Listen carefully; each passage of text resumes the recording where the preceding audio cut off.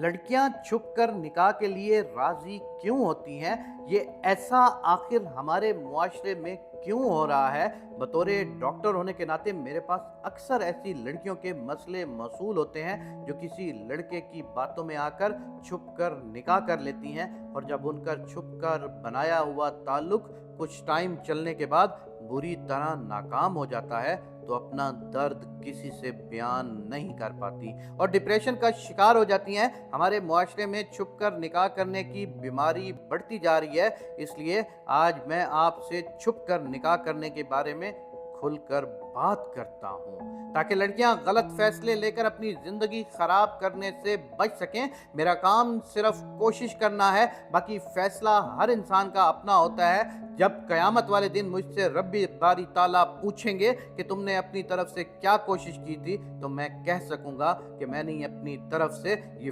Video बनाई थी और कोशिश की थी। बाकी फैसला हर किसी का अपना होता है। छुपकर निकाह करने वालों में शादीशुदा मर्द और लड़के दोनों शामिल हैं। मैं खुद एक लड़का हूं, लेकिन मैं किसी भी बात में लड़कों को बेकसूर नहीं कहूंगा। यहाँ इस बात को समझना बहुत अहम है कि लड़के या मर्द छुपकर निकाह क्यों करते हैं। हमारे यहाँ बेशुमार आधी मजहबी या खुद को समझदार समझने वाली लड़कियां जब किसी को अपने जिस्म को हाथ नहीं लगाने देती, तो लड़का खुद को सच्चा साबित करने के लिए और लड़की को अपने साथ जिस्मानी ताल्लुक के लिए राजी करने के लिए छुपकर निकाह करने का प्लान पेश करता है। और अक्सर कुछ हवस के मारे मर्द निकाह नहीं करते। लड़का लड़की को समझाता है कि निकाह करने से हमारा आपस में बातचीत करना और मिलना हलाल हो जाएगा, हम दोनों गुनाह और ज़ना से बच जाएंगे। मज़हब के अलावा भी शादीशुदा मर्द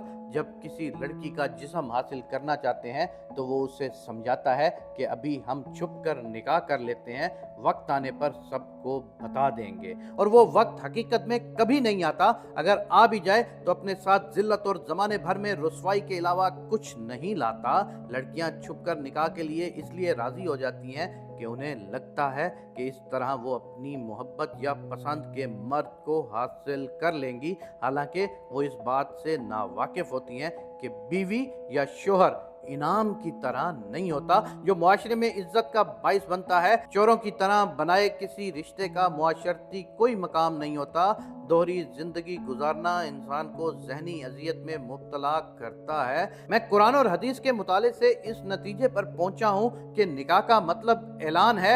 जैसा कि अहादीस से साबित है, आप जिस रिश्ते का ऐलान नहीं कर सकते उसे बनाने का कोई बहाना कबूल ना करें। मेरी बहन, आज आपको ये समझाने के लिए बरमला लफ्ज कहने पड़ेंगे कि कोई तुमसे छुपकर निकाह करने का कहे तो उससे कभी राजी मत होना।